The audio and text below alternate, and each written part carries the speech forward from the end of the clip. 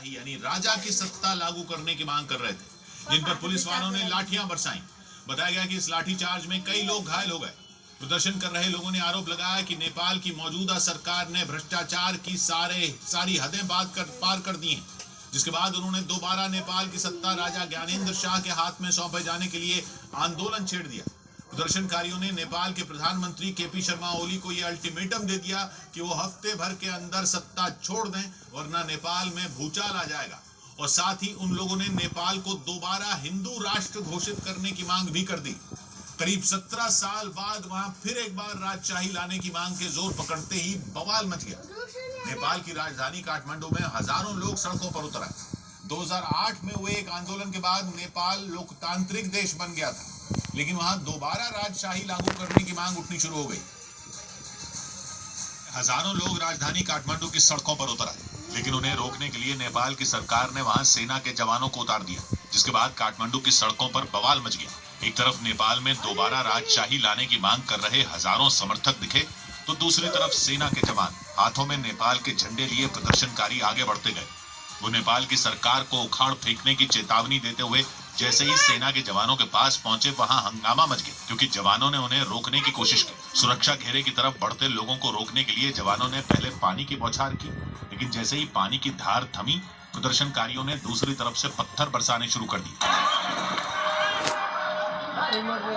Police और सेना के जवानों पर बेहिसाब पत्थर बरसाए गए। राजशाही लाने की मांग कर रहे प्रदर्शनकारियों ने वहां इतने पत्थर बरसाए कि पूरी सड़क पत्थरों से भर गई। जानकारी के मुताबिक इस प्रदर्शन की अगुवाई नेपाल के बड़े राजनेताओं में एक नवराज सुवेदी ने की, जिन्हें नेपाल के राजा ज्ञानेंद्र शाह का करीबी माना जाता है। और माना जा रहा है कि उन्होंने राजा ज्ञानेंद्र शाह को दोबारा सत्ता में लाने के इरादे से ही इस आंदोलन की शुरुआत की, जिसके बाद काठमांडू में हंगामा मच गया।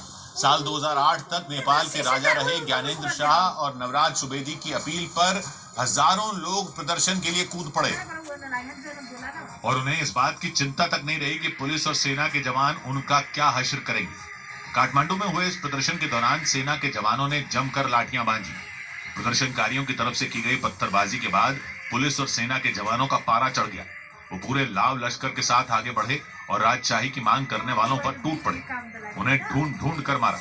लाठियों से बचने के लिए कई लोग आसपास मौजूद इमारतों में छिप गए, लेकिन पुलिस वाले वहां पहुंचे और उन्हें वहां से खदेड़ दिया। हालांकि इस लाठीचार्ज के बाद भी प्रदर्शनकारियों का हौसला कम नहीं हुआ। उन्होंने सड़कों पर आगजनी की। कुछ लोगों ने नेपाल के प्रधानमंत्री केपी शर्मा ओली की party communist party of Nepal के दफ्तर पर धावा बोल दिया। उस दफ्तर की खिड़कियों में लगे शीशे तोड़ डाले और दफ्तर के फर्नीचर को लाकर सड़क पर आग के हवाले कर दिया, जिसके बाद काठमांडू के कई हिस्सों में कर्फ्यू लगा दिया गया। हालात बिगड़ते देख काठमांडू एयरपोर्ट से उड़ने वाली कई फ्लाइटें रद्द कर दी गई। लेकिन नेपाल में दोबारा राजशाही लाने की मांग अचानक नहीं उठी। नेपाल में राष्ट्रीय प्रजातांत्रिक पार्टी नाम का दल कई साल से इसके लिए जोर लगाता रहा है। ये पार्टी नेपाल के राजा ज्ञानेंद्र शाह की समर्थक मानी जाती है, जो चाहती है कि नेपाल में राजशाही की वापसी हो।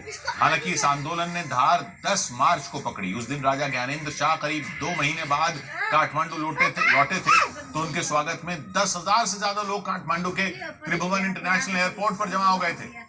दावा किया गया कि उस भीड़ की वजह से राजा ज्ञानेंद्र शाह को एयरपोर्ट से अपने घर तक पहुंचने में घंटों का वक्त लग गया था। मतलब 10 मार्च से ही नेपाल में राजशाही की वापसी के आंदोलन ने रफ्तार पकड़ ली थी, जो अब और तेज हो गई। माना जाता है कि इसमें सबसे अहम भूमिका निभाई राष्ट्रीय प्रजातांत्रिक पार्टी नाम के राजनीतिक दल ने।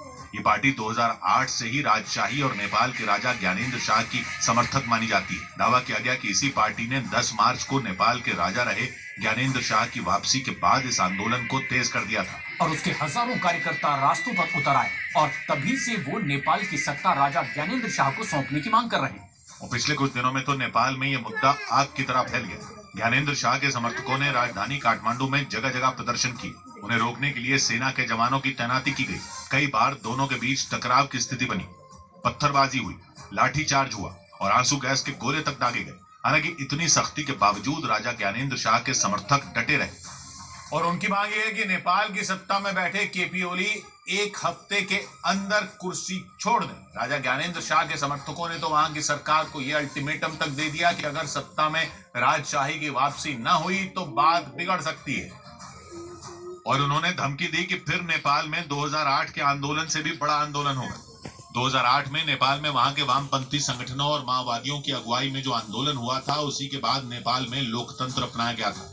नेपाल में 28 मई 2008 को राजशाही का अंत हुआ था, जिसके बाद नेपाल की कमान पुष्प कमल दहल को सौंप दी गई थी। वो सरकार के मुखिया बने। उन्होंने दावा किया था कि ये बदलाव इसीलिए किया गया था क्योंकि नेपाल की जनता ने राज परिवार के कंट्रोल को नकार दिया था। और इसके पीछे की वजह 2001 में हुई एक घटना को माना जाता है। नेपाल में 1 जून 2001 को तब के राजा वीरेंद्र शाह और महारानी ऐश्वर्या समेत नेपाल के राज परिवार के 9 लोगों की हत्या कर दी गई थी। माना जाता है कि उन सभी को राजा वीरेंद्र शाह के बेटे और नेपाल के राजकुमार दीपेंद्र ने राजभवन के अंदर ही गोलियों से भून डाला था और इसके बाद उन्होंने खुद को गोली मारकर आत्महत्या कर ली थी। माना जाता है इसी के बाद नेपाल के लोगों का राज परिवार से भरोसा उठ गया था, जिसका नतीजा ये हुआ कि 2008 आते आते राज परिवार के हाथ से नेपाल का कंट्रोल पूरी तरह छूट गया था। सौभाग्य की एक बात यह कि नेपाल की सड़कों पर फिर से पुरानी कहानी गूंज रही है, मानो कोई सोया हुआ सपना जाग पड़ा हो। काठमांडू में हजारों लोग सड़कों पर निकल आए हैं, हाथों में झंडे थामे हैं, गले से नारे फूट रहे हैं कि राजा को वापस लाओ, नेपाल को फिर से हिंदू राष्ट्र बनाओ। पुलिस से धक्का मुक्की हो रही है, आंसू गैस की धुंध हवा में फैल रही है, लाठियां चल रही हैं। मगर यह हंगामा अचानक नहीं शुरू हुआ, ये कोई ताजा आग नहीं है, ये सालों से सुलगती चिंगारी है जो अब लपटों में बदल गई है। नक्शे पर आपने देखा होगा, नेपाल भारत और चीन के बीच फंसा हुआ है, जैसे 2 पहाड़ों के बीच की घाटी हो। कभी ये दुनिया का आखिरी हिंदू राष्ट्र होता था। 240 साल तक हिंदू राष्ट्र था। 240 साल तक शाह खानदान के राजाओं ने वहां हुकूमत की। आखिरी राजा थे ज्ञानेंद्र शाह, जिनका नाम आजकल भी सुन रहे होंगे आप। 2008 तक वही राजा थे। इनके पुरखे पृथ्वी नारायण शाह ने 1768 में छोटी रियासतों को जोड़कर नेपाल का नक्शा बनाया था। 1768 से लेकर 2008 तक यानी 240 साल तक वहां राजा सिर्फ राजा नहीं था, लोग उसे भगवान विष्णु का रूप मानते थे। उसकी छाया में देश की शान थी, उसकी पूजा होती थी। मगर फिर एक बड़ा काल आया, सब कुछ पलट गया। 2000 के दशक की शुरुआत का वक्त था वो। नेपाल में चीजें ठीक नहीं चल रही थी। 2001 में एक खौफनाक रात आई। पूरे राज परिवार की हत्या कर दी गई, पूरे राज परिवार की। कहते राजकुमार ने सबको मार दिया और खुद आत्महत्या कर ली। सच जो भी रहा हो, लेकिन राजमहल में खून बहा। राजा वीरेंद्र और उनका पूरा परिवार मारा गया। वीरेंद्र के भाई ज्ञानेंद्र को गद्दी मिली। मगर फिर वो पुराना जमाना नहीं रहा। देश में माओवादी बगावत फैल रही थी, गांव जल रहे थे, हजारों मर रहे थे। राजा तो थे, लेकिन तब वहां राजा के साथ सरकार भी होती थी, प्रधानमंत्री वाली। ऐसा था सिस्टम जैसे ब्रिटेन में। तो सरकारें बनती थी, टूटती थी, कोई टिक नहीं पाता था। ज्ञानेंद्र ने 2005 में सोचा कि अब खुद कमान संभालनी पड़ेगी। उन्होंने सारा राज अपने हाथ में ले लिया, संसद को भंग कर दिया, इमरजेंसी लगा दी। मगर जनता भड़क उठी। 2006 में लोग सड़कों पर आ गए। चीन का क्या रोल था इसमें, इस पर बहुत कुछ कहा गया, लेकिन जो भी था, लाखों लोग सड़कों पर निकल पड़े थे। नारा था कि राजा को हटाओ, लोकतंत्र लाओ। ज्ञानेंद्र हार गए। 2007 में नेपाल को सेक्युलर देश बना दिया गया, हिंदू राष्ट्र का ताज छिन गया। फिर 2008 में संसद ने कहा कि अब राजा की जरूरत नहीं। ज्ञानेंद्र को महल छोड़ना पड़ा और नेपाल रिपब्लिक बन गया। यहां से कहानी में नया रंग भरा। लोगों ने सोचा कि लोकतंत्र आएगा तो सब ठीक हो जाएगा, गरीबी चली जाएगी, भ्रष्टाचार खत्म होगा, जिंदगी बेहतर होगी। मगर ऐसा कुछ नहीं हुआ। सरकारें फिर भी बदलती रही, कभी किसी की, कभी किसी की। 2008 से अब तक 17 साल में 13 सरकारें बदली। 17 साल में 13 सरकारें।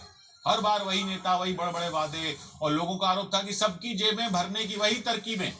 नेपाल की हालत खराब होती गई। लाखों नौजवान नौकरी के लिए विदेश भाग रहे हैं, मलेशिया जा रहे हैं, खाड़ी के देशों में जा रहे हैं, भारत तो आ ही रहे हैं। भ्रष्टाचार के आरोप ऐसे कि लोग कहते हैं कि राजा को तो हटा दिया, लेकिन अब हर नेता अपने इलाके का छोटा राजा बना हुआ है। सेक्युलर बनने के बाद कुछ लोगों को लगा कि उनकी पहचान खो रही है। आरोप लगे कि ईसाई मिशनरी भी आ गए, गरीबों को लालच देकर धर्म बदलवा रहे हैं। मंदिरों पर हमले के आरोप लगने लगे। पब्लिक के मन में गुस्सा बढ़ने लगा। यहीं से राजा की बात फिर उठी। लोग कहने के लिए लगे कि जब राजा थे तो कम से कम एक छत थी जो सबको जोड़ती थी। ज्ञानेंद्र अब आम आदमी की तरह जिंदगी काट रहे हैं, मगर उनके चाहने वाले मानते हैं कि वो देश को फिर से एक कर सकते हैं। 2023 से सड़कों पर भीड़ जुटने लगी। राष्ट्रीय प्रजातंत्र पार्टी नाम की पार्टी है वहां पर, जो राजशाही की समर्थक रही शुरू से। हालांकि उसको कभी भी वहां के चुनाव में 3-4-5% से ज्यादा वोट नहीं मिले, लेकिन उसने आंदोलन की कमान संभाल ली कि राजा लाओ, हिंदू राष्ट्र बनाओ। कुछ दिन पहले ज्ञानेंद्र काठमांडू लौटे तो हजारों लोगों ने हवाई अड्डे पर उनका स्वागत किया, जैसे कोई पुराना हीरो वापस आ गया। मगर बात सिर्फ राजा की नहीं है। जो लोग बवाल कर रहे हैं वो कह रहे हैं कि नेपाल फिर से हिंदू राष्ट्र बने। उनका मानना है कि सेकुलर बनकर देश अपनी जड़ों से कट गया है और इसमें चीन का भी एंगल है। 2006 का वो आंदोलन जिसने राजा को हटाया, कुछ लोग कहते हैं कि उसमें चीन की चाल थी। माओवादियों को ताकत दी गई। नेपाल में सड़कें, हवाई अड्डे, कई जगह चीन का पैसा लगा है। कुछ को लगता है कि चीन चाहता है कि नेपाल कमजोर रहे ताकि वो उस पर हावी हो सके। मगर अब शायद लोग किसी की कठपुतली नहीं बनना चाहते। इस पूरे सीन में हो गई है राजा की एंट्री फिर से। ज्ञानेंद्र शाह काठमांडू में लौट आए, लेकिन आंदोलन उग्र होता जा रहा है। अगर ये आंदोलन भटक गया और लोग आपस में लड़ गए तो भारत के लिए भी ये चिंता हो सकती है। तो क्या राजा नेपाल को बचा सकते हैं? ये है लाख टके का सवाल। 100 बात की बात। उधर चरमपंथी